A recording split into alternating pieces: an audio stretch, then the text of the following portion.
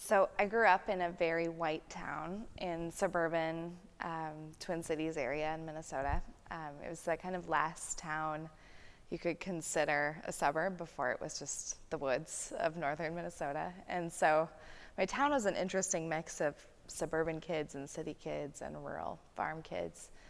My family was very blue collar, very religious, and we went to church on Wednesdays and on Sundays, and we're very much raised to believe that like the most important thing we can do in the world is love one another, and that everyone is equal, everyone deserves love. And going to school, kind of what I learned about racism is that it was a part of our history, that like racism is over. Here we are in a colorblind society, and we've arrived, and everything's great. And like that really aligned with what I learned in church. And so I kind of grew up, even though I was surrounded by all white faces, kind of believing that racism was over. And when I was a kid, the only black and brown faces I really saw were photographs of children that lived in Nicaragua or Honduras or Zaire that my parents sponsored through an organization called World Vision. So we would send money, and they would provide food to families living in impoverished communities, and we would sponsor children so they could get education. And so very early on, this idea of race and poverty were very linked in my mind, but it was far away. It was like on the other side of the world, and so it didn't really feel like part of our present tense. If you fast forward to when I was in junior high, I was 13, and a group of boys in my class got in trouble with the school board for bullying one of the boys in my class who was black.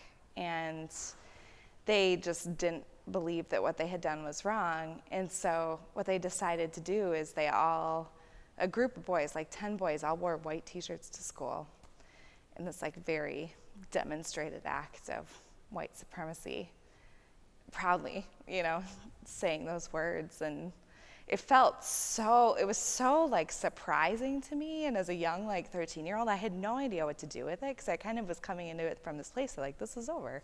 Like, we're not dealing with this anymore as a culture. And it was the first time I think I had been exposed to that kind of ugliness in my peers, and I had no idea how to process it. If you go 10 years forward in my life, my early 20s after college, I started working in education for the first time. In like a program assistant type of role for a nonprofit. It was the very first time I had ever really looked at the graduation rate in Minnesota and how different it is if you are black or brown versus if you're white in Minnesota. And it was the first time I realized that if you grew up in my state and you didn't look like me, that your chances of even graduating from high school were just radically different. And it was kind of that moment that the threads of poverty and education and race like all connected for me for the first time.